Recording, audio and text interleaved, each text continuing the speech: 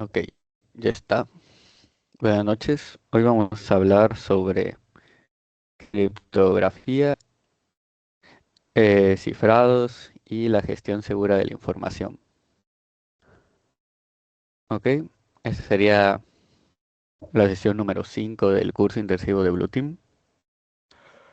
Entonces pasemos a los objetivos generales. Realmente el primero es comprender los principios básicos de la criptografía, o sea, probablemente la protección de todo tipo de datos sensibles, de comunicaciones, diferenciar entre los tipos de cifrado, lo que sería el simétrico, el asimétrico, el híbrido, ahora sí que cómo se aplican en diferentes contextos, por ejemplo, ya sea en reposo, en tránsito o en uso, identificar los algoritmos de cifrado más usados, aplicar operaciones simples de cifrado y hashing. Ese va a ser un pequeño mini laboratorio que va a ser como una combinación un poco de mini laboratorio que sería tarea, pero cuando lleguemos a ese momento lo explicaría un poquito mejor, porque todavía les voy a mandar como que un documento más explicado de la tarea después, y entender cómo las políticas de gestión protegen los datos. Ok, entonces vamos a empezar. ¿Por qué es importante la criptografía para un Blue Team? O más que nada vamos a empezar con qué es la criptografía. La criptografía en sí es la ciencia que se encarga de proteger la información, transformándola en un formato que solo las partes que estén autorizadas puedan ya sea leerlo o modificarlo. Esto se hace para garantizar que la información siga siendo confidencial, íntegra y auténtica, prácticamente que siga la tríada del SID. eh, Incluso si alguien más logra acceder a ella. También un poco cuando se habla de encriptación, nos referimos a ese proceso práctico de aplicar estos algoritmos matemáticos para convertir los datos que se pueden leer, el texto plano, a datos ilegibles o ahora sí que datos cifrados. Eh, en el contexto del Blue Team es probablemente algo que se hace muy comúnmente. Por ejemplo, cuando se hace un acceso remoto mediante SSH o cuando se hace la validez de algún certificado como el TLS o el almacenamiento de contraseñas, normalmente se usa usando hashing. Todo eso es probablemente criptografía. Entonces, más que nada, es muy importante porque sin esta criptografía no habría privacidad en los datos. Cada vez que algún atacante interceptara algún tipo de comunicación, la podría leer de forma, ahora sí que totalmente legible, pudiendo ver incluso credenciales, información sensible o inyectar algún tipo de código malicioso. Entonces, a la hora de encriptarlo, esto se evita protegiendo todo el tipo de datos en cualquier momento. Además, nos permite tener esa confianza a la hora de tener algo digital. Entonces, si un servidor tiene un certificado en el que es válida su manejo de los datos porque está bien cifrado, pues ahora sí que el usuario tiene más confianza en el servidor. Y pues más que nada, aparte de todo, es una de las partes de las evidencias que se usan a la hora de documentar ciertos incidentes. Y pues como se pueden ver, hay varias aplicaciones de la criptografía en ciberseguridad. Una sería la autenticación, el cifrado de datos, los certificados y firmas digitales, las comunicaciones seguras y el blockchain. Todas ellas, pues, ahora sí que supongo que las ven bastante seguido. Aún así se hablará un poco más de ellas después. Pero como les mencioné, una gran parte importante de la criptografía y del cifrado es la tríada del SID. Em, Estos tres principios ya los han visto y los hemos visto incluso en las sesiones bastante veces, pero ya hablándolos un poco más en el lado de criptografía, se refiere, por ejemplo, en la confidencialidad, se refiere a garantizar que la información solo pueda ser vista por las personas autorizadas. Esto se haría implementando ciertos mecanismos de cifrado que vamos a ver después, pero serían el cifrado simétrico, asimétrico, que probablemente lo que hace es que, como se mencionó hace ratito, el texto solo pueda ser accedido por la gente que tenga ciertas llaves para poder ver el texto. El segundo principio, que es el de integridad, que se centra en que los datos no sean alterados, probablemente significa que no basta solo con que no se puedan ver, o sea, que sean confidenciales, sino que es muy importante siempre asegurarse que sean intactos, que siempre se mantengan intactos y verificables. Esto se puede hacer lo vamos a ver después, pero con los hashes o las firmas digitales que permiten comprobar si los archivos o no han cambiado. Y esto pues sirve mucho, por ejemplo, para la hora de validar ciertos respaldos o a la hora de hacer un estudio forense. Y el tercero de la tríada del SID sería la disponibilidad, que es cuando la información está accesible cuando se necesita. Prácticamente garantiza que la información, eh, o sea, si un sistema está mal cifrado, entonces puede que se pierda el acceso a todos esos datos, ya que no tendría, se perdería la llave con la que podríamos acceder a ellos. Esto es lo que va relacionado con la disponibilidad.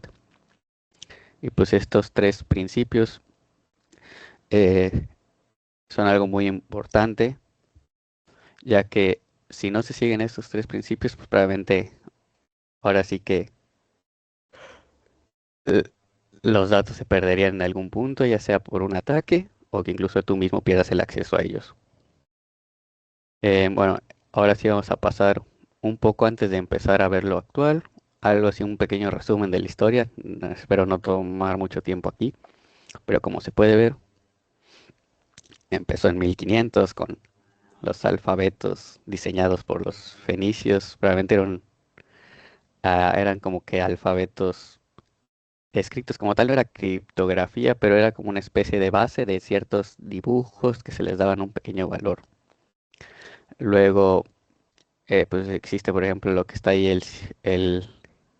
el cifrado de Citala. Realmente era lo que usaban los espartanos, escribían un mensaje como en esa tira de cuello y solo alguien con el cilindro exacto de ese mismo tamaño podía leer el mensaje. Si tú usabas un palo diferente, de diferente tamaño, el mensaje no se leería igual. Es como que las primeras ideas de cómo esconder mensajes que ya después se fueron aplicando a algo más digital, pasando por ejemplo a lo más clásico, que sería por ejemplo el código Morse, que es en 1835, que es un sistema que se usa de señales cortas y largas, que es como tal no es un cifrado, pero pues fue una especie de codificación que sirvió para las bases, que llegaría hasta 1840, que es con Edgar Allan Poe, que fue de los primeros como que en estudiar métodos para cifrar y descifrar códigos.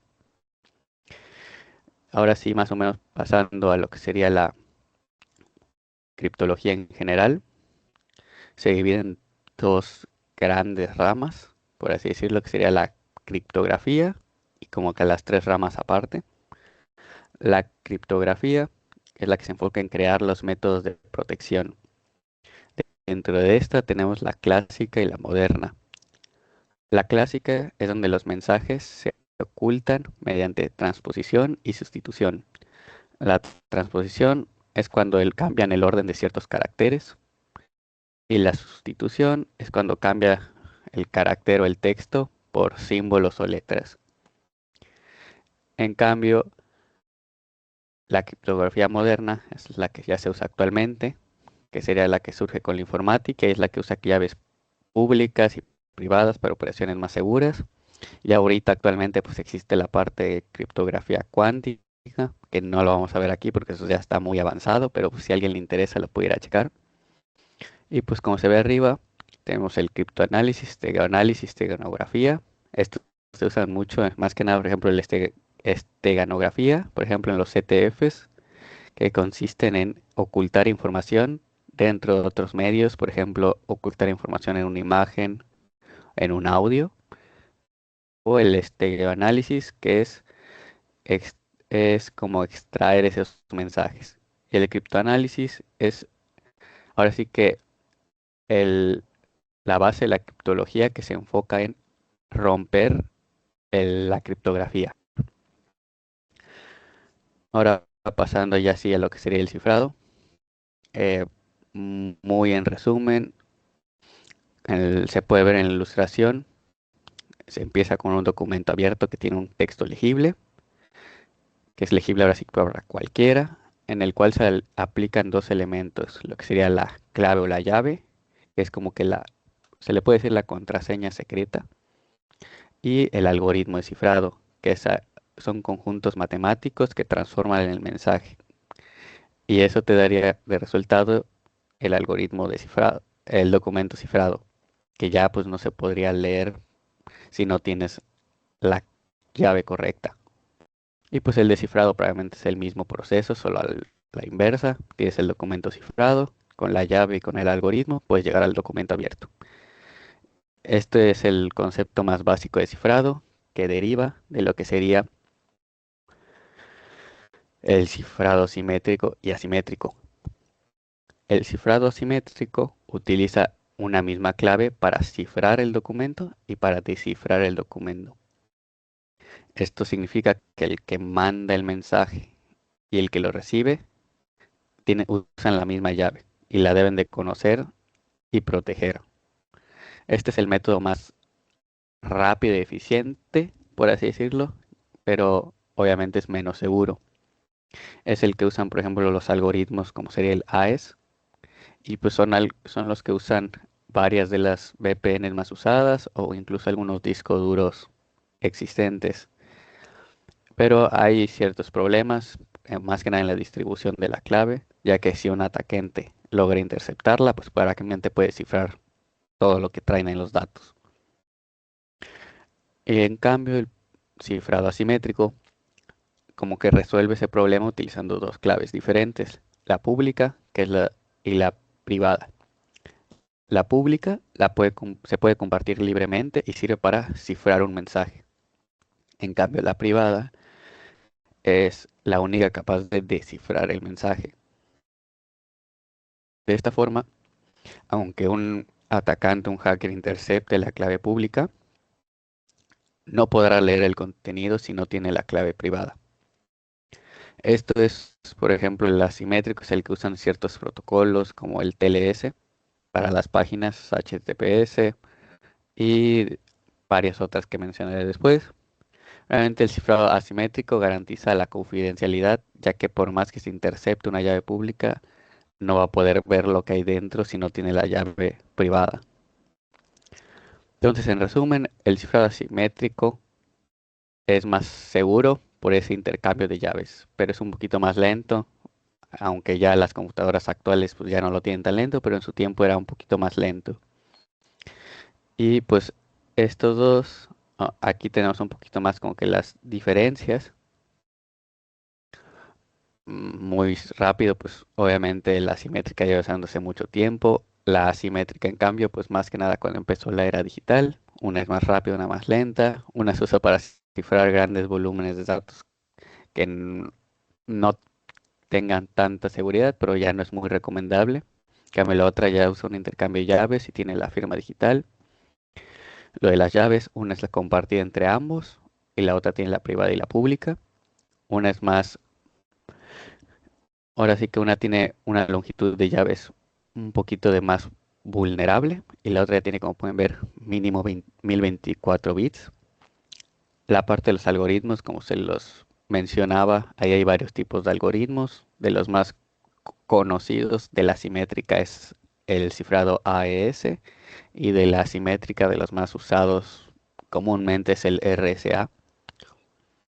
Y como pueden ver, la simétrica sigue un poco la tríada del CID y la simétrica aparte de esos le agrega lo que sería el no repudio, que esto significa que el emisor no puede negar nunca haber enviado un mensaje.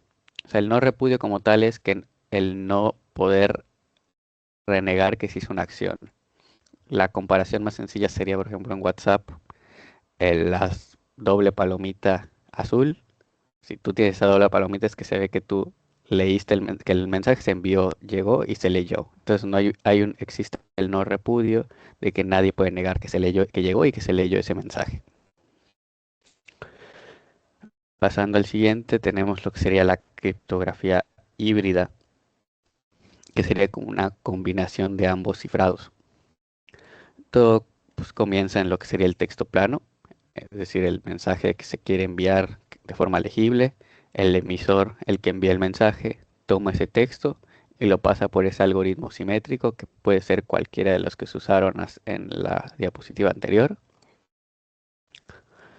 utilizando además una llave simétrica temporal, que a veces también se le puede llamar, por ejemplo, se le puede llamar llave de sesión. Este algoritmo transforma el texto legible en un texto cifrado, que ya nadie puede leer. Pero mientras pasa eso, me- entra en parte la parte asimétrica, ya que el emisor toma también esa clave o llave simétrica y la cifra usando el algoritmo asimétrico, en el cual entra la llave pública que va del destinatario del emisor. El resultado es que esa llave simétrica también se cifra y usando el algoritmo asimétrico eh, solo se puede descifrar con la llave privada. Esto hace que se garantice que aunque alguien intercepte todo este proceso de intercambio de datos y de comunicación, no pueda obtener la llave ni el mensaje en sí. Cuando el mensaje ya llega al destinatario, utilizando la llave privada, pues se descifra, se logra tener la llave simétrica y junto con el algoritmo simétrico, pues se consigue el texto plano. Ahora sí vamos a pasar a lo que sería eh, el hashing, que se enfoca más que nada en proteger la integridad de los datos a la hora de cifrar. El hashing es un proceso mediante el cual cuando se hace una entrada de texto, es muy común usar en contraseñas o incluso en archivos, pero lo más común es en contraseñas. Esta contraseña en texto plano se transforma en una salida de longitud fija. Siempre va a tener la misma salida, por así decirlo, que va a ser fija, que se conoce como hash. Entonces, no importa si el texto original es, ya sea, por ejemplo, una palabra de perro o una palabra de 40 caracteres, el resultado siempre será una cadena de texto que siempre va a ser del mismo tamaño. O sea, puedo tener perro y que el resultado en hash sea AEB384 y tengo 40 caracteres, puede que sea de la misma longitud.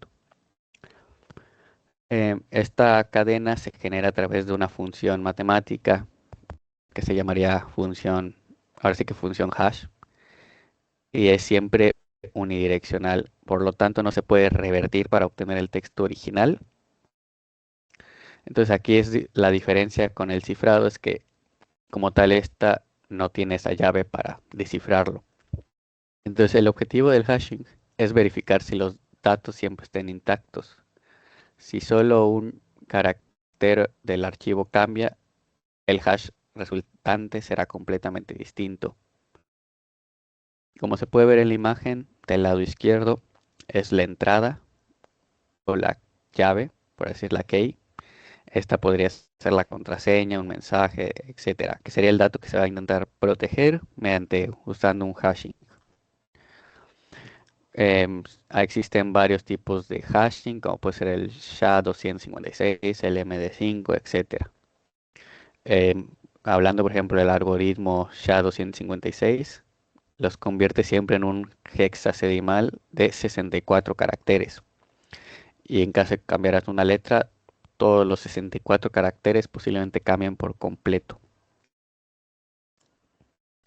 Em, Esta función del hash siempre debe producir, como dije, el mismo tipo de entrada. O sea, por más que yo tenga tres contraseñas que sean la misma, siempre va a si es la misma contraseña, posiblemente produzca exactamente el mismo hash. Entonces, al final, una vez que entras la llave y pasa por la función hash, se crea así con una tabla de hash o de resultados, que probablemente es donde se almacenan todos los resultados hasheados. El hash se usa bastante común, como dije, en la autenticación de usuarios, donde los sistemas guardan el hash de la contraseña. Así no guardan la contraseña original para que no exista el riesgo, por así decirlo, que alguien no autorizado entre a la tabla de autenticación de usuarios y vea tu contraseña. Pues cuando entre va a entrar y va a ver las contraseñas hasheadas. Incluso, por ejemplo, en la página de Purple Hat, las contraseñas están hasheadas. Entonces, por más, creo que le ha pasado bastante a Bonilla, por más que pidan las contraseñas, pues él no las puede checar. Es porque están hasheadas. Y como dije, también sirve bastante para las firmas digitales. Sirven bastante para las firmas digitales. Ah, Bonilla quiere hablar. No, perdón. Nada más iba a decir que sí, justo la página tiene todo hasheado y aparte está salteado, por lo cual apunten sus contraseñas porque ya muchos me escribieron preguntándome si puedo decirles cuáles son sus contraseñas, pero no, el cifrado funciona de tal forma que ni siquiera nosotros los programadores podemos ver las contraseñas de los usuarios, aunque nosotros hayamos hecho el código para cifrar. Simplemente no podemos y eso añade otra capa de seguridad. Y aparte, como está salteado, añade una capa extra, es capa sobre capa de seguridad. Así que apunten sus contraseñas y por favor no se les olviden. Y respecto a la pregunta de dos personas usan la misma contraseña, el hash sería el mismo. O sea, sí, pero normalmente, como dice Bonilla, se hace una técnica llamada salteo, que probablemente a la hora de programar la página hace que ya no solo se hace el cambio al hash con los caracteres iguales, sino que salteo agrega ciertos valores extra de forma aleatoria a la contraseña antes de hashearla. Por lo tanto, cuando tú entras el texto, le agregas ciertos valores extra al azar que hace que las contraseñas sean diferentes y se hasheen diferentes. Así evita que dos contraseñas sean iguales.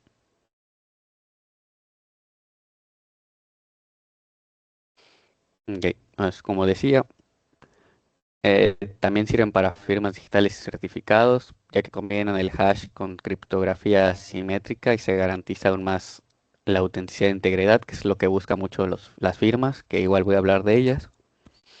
Y pues vamos pasando a esto que sería en parte similar a lo que hicieron la pregunta, que sería una colisión de hash, que es cuando ocurre cuando dos entradas diferentes producen el mismo valor. O sea, no cuando son dos entradas iguales, sino incluso puede llegar, es poco probable, pero puede llegar que dos entradas diferentes produzcan el mismo valor hash. Eh, ya que, bueno, como digo, es algo improbable, ya que existen algoritmos pues, bastante checados, pero puede llegar a pasar y en caso de que pase, pues tiene consecuencias bastante graves. Entonces, explicando un poco qué es, como pueden ver en la imagen, tenemos las llaves formadas por cinco llaves que cada una pasa por la función hasheada y que se asigna al bloque de direcciones o al de usuarios, etcétera. Entonces, ¿cuál es el problema? En un escenario ideal, pues cada entrada genera su hash único. Pero como pueden ver aquí, la llave 3 y la 5 genera el mismo bloque 1. Esto es lo que se le llamaría una colisión. Las dos llegaron al mismo bloque. ¿Por qué ocurre esto? Pues es algo más que nada matemático. Como dije, pues un hash, por ejemplo, puede tener una salida, siempre tiene la salida de tamaño fijo. Por ejemplo, en el SHA-256 pues serían 256 bits. Pero el número de entradas posibles, o sea, del texto en general, como les dije, puede ser si tú insertas una letra o insertas 1000, siempre te va a generar los 252 bits. Entonces, por pura matemática, al ser la entrada previamente infinita, en algún punto esas dos entradas pueden llegar a coincidir. Entonces, a la hora en la que se crea un algoritmo, siempre se enfocan mucho en que no pueda llegar a suceder este tipo de colisiones, ya que, por ejemplo, en caso de que ocurra, como digo, puede llegar a pasar algo grave. Por ejemplo, hace varios años con el algoritmo MD5, me parece, eh, mediante ataques de fuerza bruta, se empezaron a ocurrir estas especies de colisiones que probablemente tiraban toda la base de datos.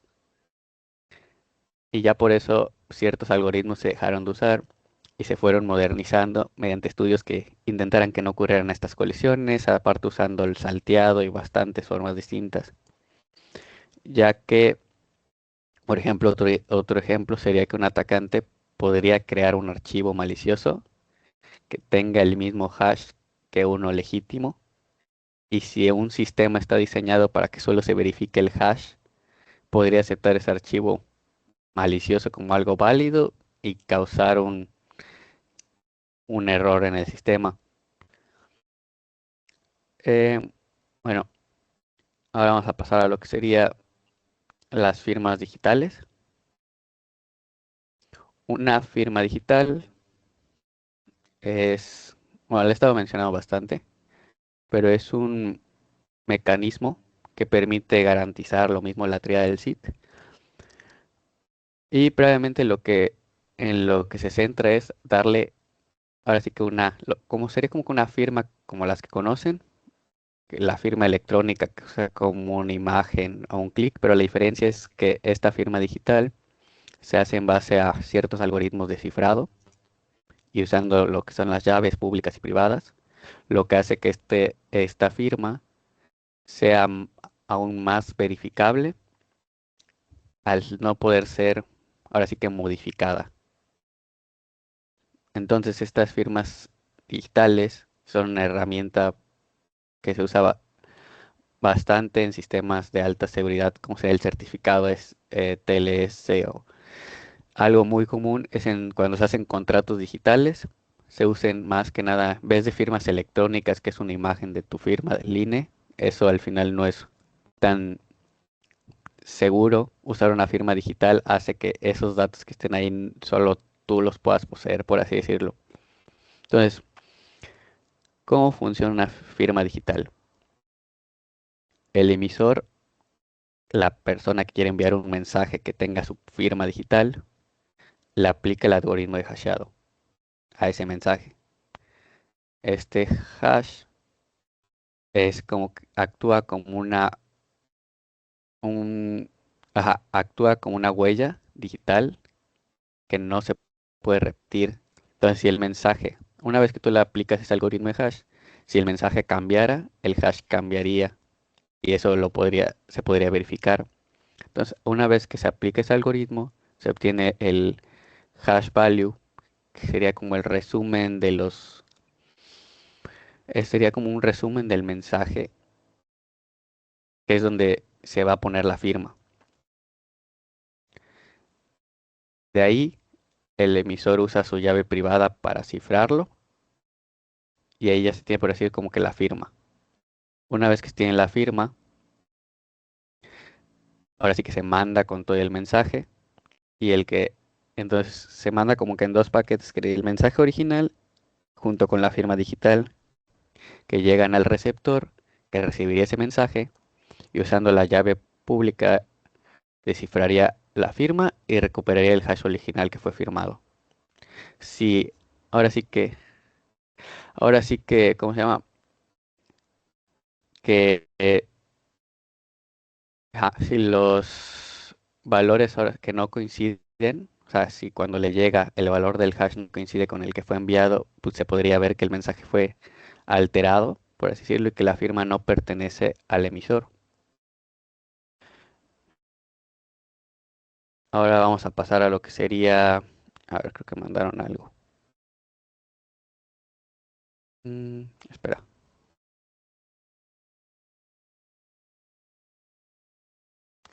es el HMAC. Pues, o sea, sí, en parte, o sea, probablemente el HMAC sería como que para verificar que sí, ajá, que no se modificó. Y sí, probablemente es eso. Es muy parecido, por así decirlo.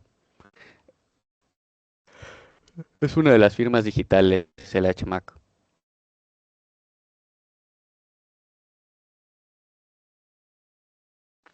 Bueno, aquí vamos a pasar a lo que sería los PKI o lo que sería la infraestructura de clave pública.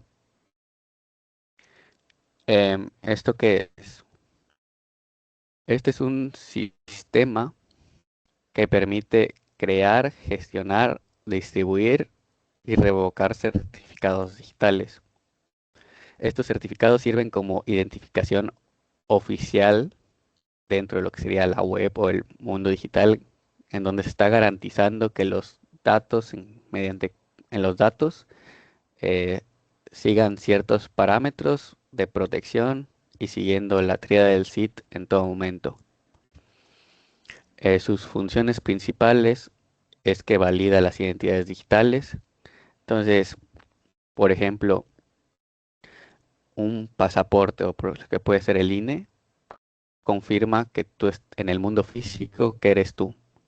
Un certificado digital lo cumple en el entorno digital. Entonces, cuando un sitio web o un servidor obtiene ese certificado, este, este contiene una llave pública, su nombre y todo eso, toda la entidad que le emitió el certificado. La función del PKI es validar esa información.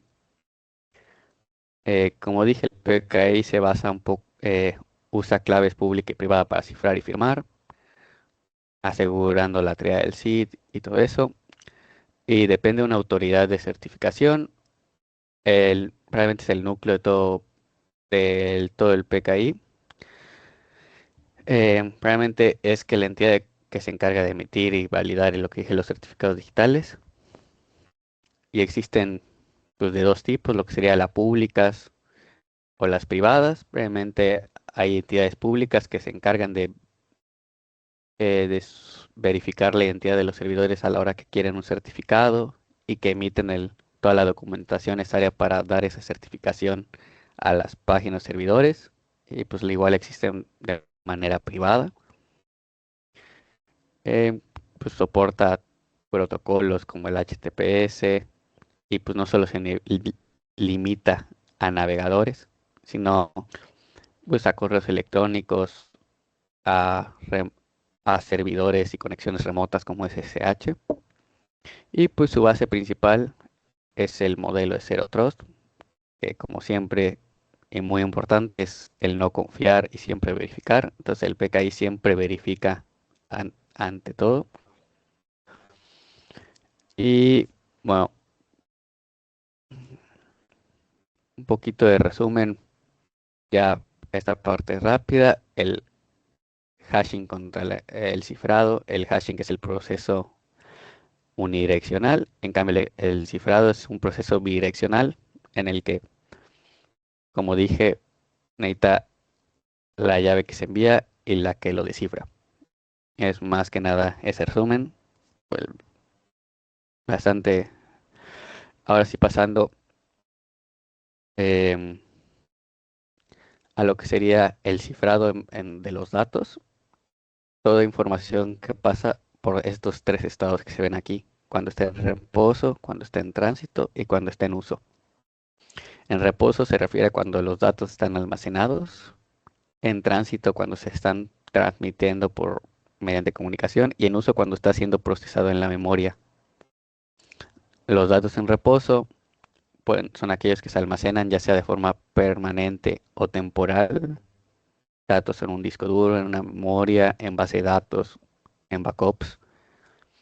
Aquí el riesgo principal pues sería ya sea el robo físico o un acceso no autorizado a donde se está almacenando, por lo que se usan pues, ciertos cifrados, como sería el AES-256 para cifrar los discos, o incluso se usan ciertas herramientas como el BitLocker o el Veracrypt para cifrar en sistemas operativos. Esto asegura que aunque alguien intenta acceder a la información, no la pueda leer. En tránsito son los que se mueven de un punto a otro, ya sean como correos, conexiones VPN o archivos que se envían por la red.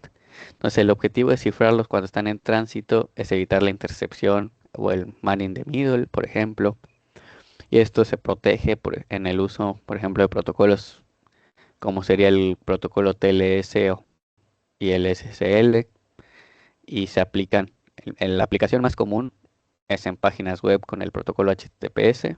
Si buscan una página web Normalmente tienen, en cierta parte puedes verificar que tienen certificado TLS mientras se asegura, pero también se puede usar, por ejemplo, en SSH o en VPNs, que es bastante común también el cifrado mediante comunicaciones. Y los datos en uso son los que se encuentran, ahora sí que usándose, por ejemplo, lo que puede ser en la memoria RAM. Y aquí el principal riesgo es que, pues, que se accese esos datos mientras se están utilizando. Em, y pues esto se logra proteger mediante, obviamente, pues, cifrado de memoria a nivel de hardware o ciertas herramientas que igual voy a mostrar una página con bastantes herramientas que las pueden checar si gustan.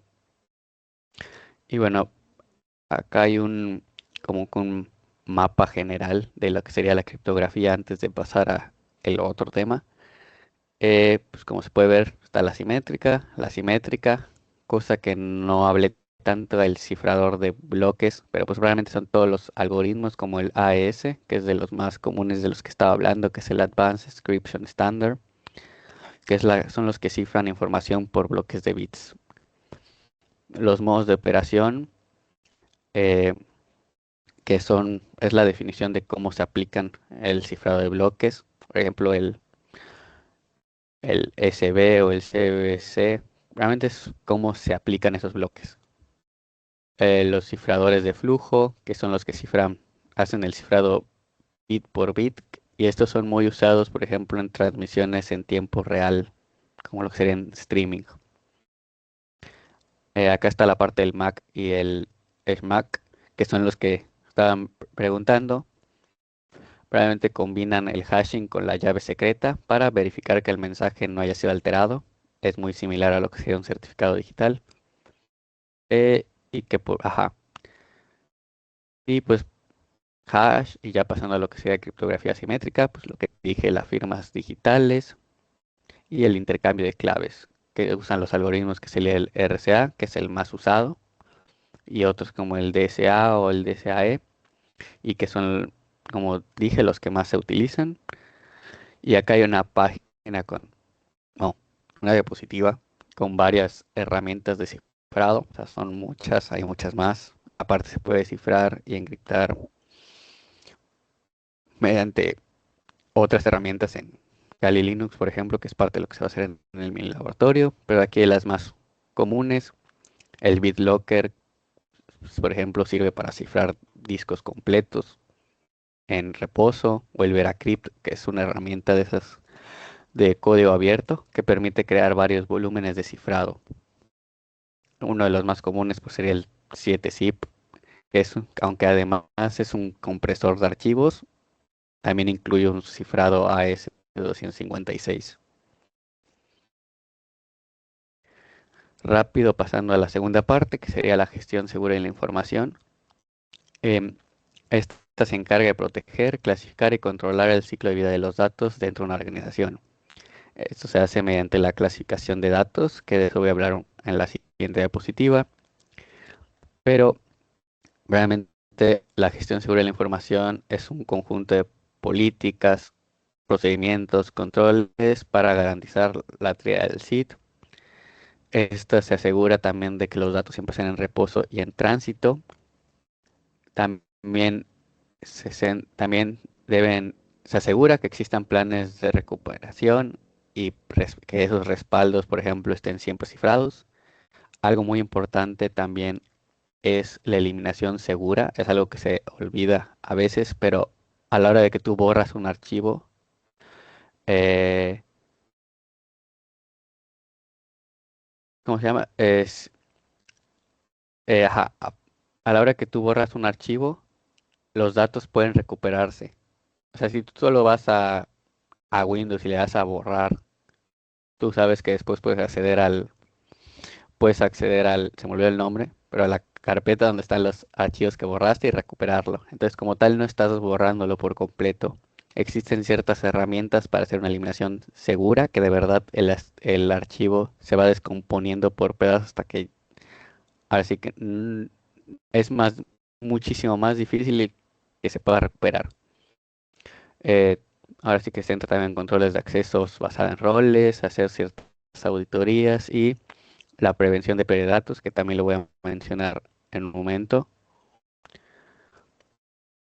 Eh, lo vamos a pasar rápido, como dije, lo de la clasificación de datos. Hay 4 tipos de clasificación. Realmente esto nos permite, a la hora de querer aplicar recursos de seguridad, aplicarlos de forma inteligente. En la gestión de información segura, el primer nivel sería el público, que es la información a la que se tiene acceso libre, lo que se comparte en sitios web, más que nada. La segunda sería la amarilla, que sería la categoría interna, que abarca, por ejemplo, datos operativos, administrativos, realmente datos que se quedan en la organización en la que están manejando. Aquí pues se protege, por ejemplo, con controles de acceso. Los datos confidenciales, lo que serían datos personales, registros financieros, credenciales, estos se deben ahora sí que cifrar en reposo, en tránsito y se usan también y su acceso a ellos se debe limitar. Y los datos restringidos, este es el nivel más alto y aquí ya es con llaves criptográficas. Ahora sí que, o sea, son por ejemplo las llaves criptográficas, datos críticos, sistemas de defensa y estos datos son los que se cifran de manera más fuerte, se hace una segmentación de red, tienen un muestreo continuo. La gestión de claves pues es bastante sencilla, va muy de la mano con lo que se ve en la parte de políticas, pero pues una vez que esos datos estén clasificados y cifrados, el siguiente paso sería por ejemplo la gestión de las claves, que una de las prácticas más comunes es la rotación periódica, que eso normalmente se limita en las políticas de seguridad, pero pues se tienen que cambiar cada cierto tiempo.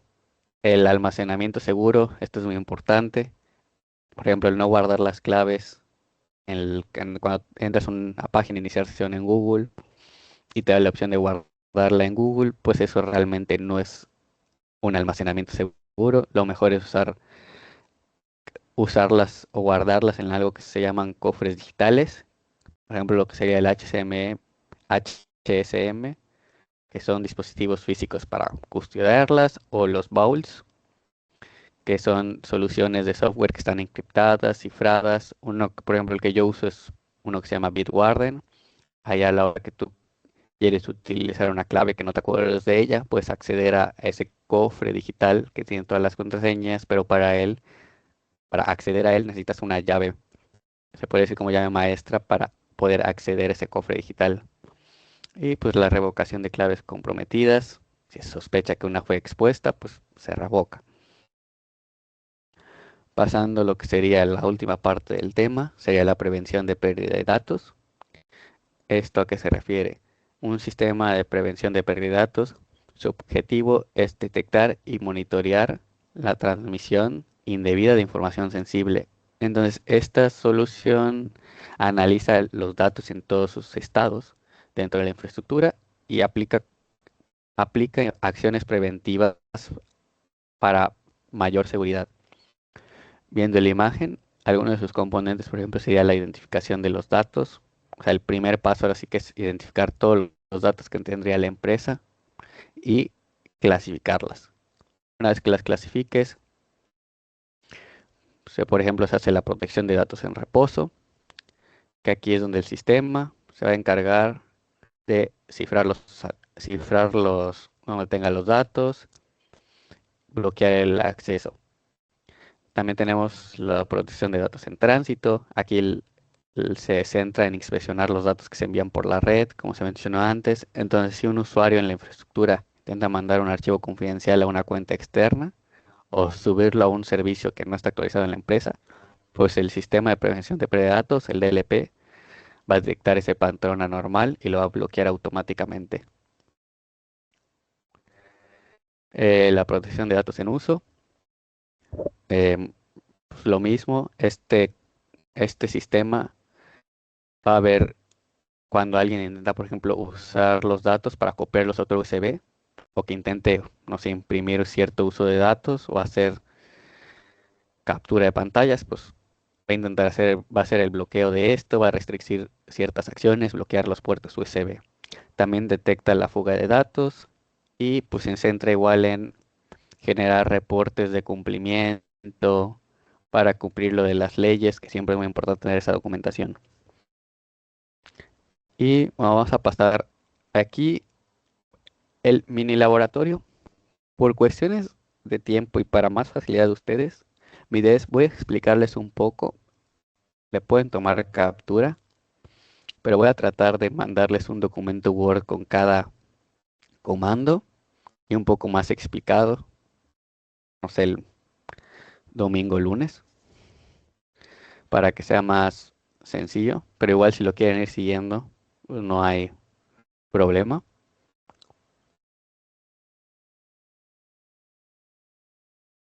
Entonces, ¿cuál es la idea de esto? Voy a hacer una, realmente está bastante sencillo, se va a cifrar un mensaje y aparte se va a hacer como una creación de una firma digital en Kali Linux. Entonces aquí, estos son comandos bastante sencillos de Linux. El mkdir se está creando la carpeta, se abre la carpeta y se crea un archivo, un txt, ahora sí, cifrando el futuro como texto. Y pues hago un cat para que se vea el texto que tiene el archivo. Esto es bastante sencillo. No. Entonces acá es lo importante, por eso les digo, le pueden tomar captura y voy a preparar un documento después para que lo puedan seguir más fácil paso a paso. De todas formas, cualquier duda cuando haga el documento antes, me la pueden mencionar. Entonces aquí se ve un comando con la herramienta OpenSL. Esta herramienta es una, es una herramienta realmente que implementa funciones de cifrado, de hashing, etcétera. Entonces aquí, ¿qué hace? Primero, usando el enc, le dices que quiere hacer un cifrado. Luego le estamos especificando el AES 256, que es el algoritmo que se va a usar. Luego pues, se le agrega la parte salteado, que es lo que mencionamos antes, que añade una cadena aleatoria para evitar esos ataques de fuerza bruta para que no se repitan los hashing. Luego se aplica el pbkdf2, que es una función extra para darle un poquito más de seguridad. Realmente es una función derivada que hace que la contraseña sea más segura. Luego pues se le indica al archivo que se va a cifrar, el in secreto.txt, y luego el out y el nombre del archivo nuevo encriptado cifrado, y la contraseña que se le va a dar, que le puse clase blue123. Entonces una vez que se ejecuta, como pueden ver, se crea el archivo y dice que el archivo efectivamente se cifró con contraseña y y aparte salteado. El XXD-L16 lo que hace es ver los primeros bytes del archivo en formato hexadecimal. El XXD convierte ese archivo binario en la representación hexadecimal en sí.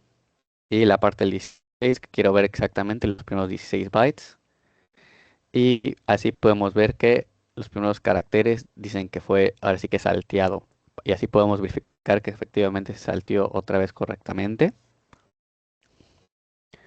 Y pues aquí se hace una pequeña prueba para, ahora sí que descifrar el documento.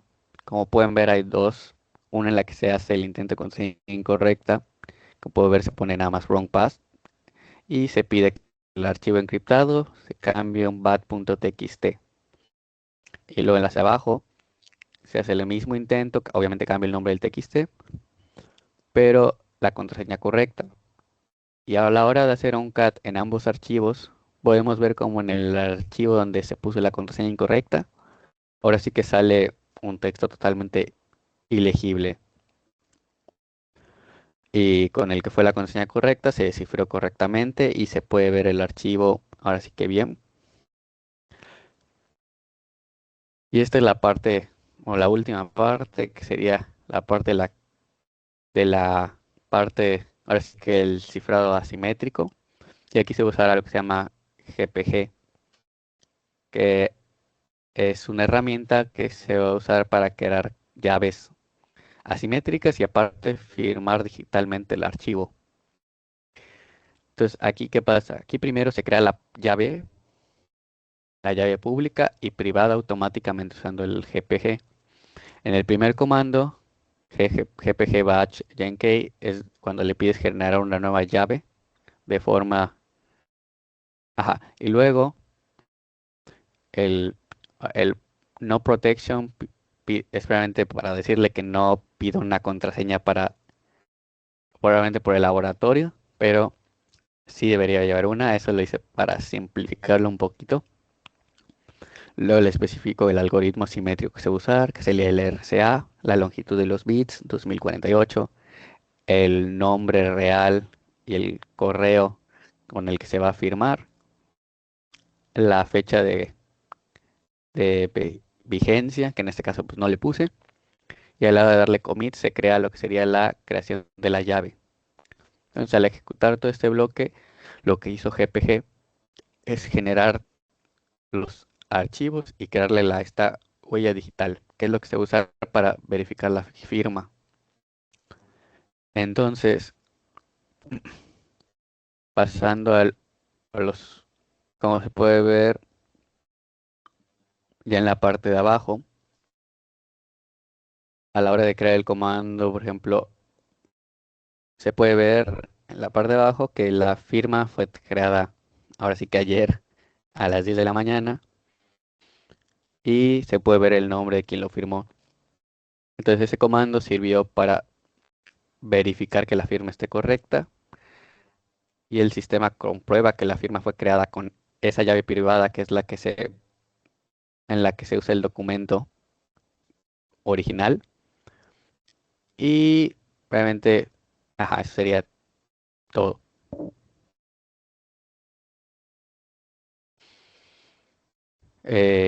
Como les digo, o sea, esto lo voy a buscar fue por cuestiones de tiempo, más que nada. Voy a hacer un documento un poquito mejor explicado y más paso a paso para que lo puedan hacer y entender. Y de todas formas, si tienen dudas, pues pueden preguntar y eso sería todo.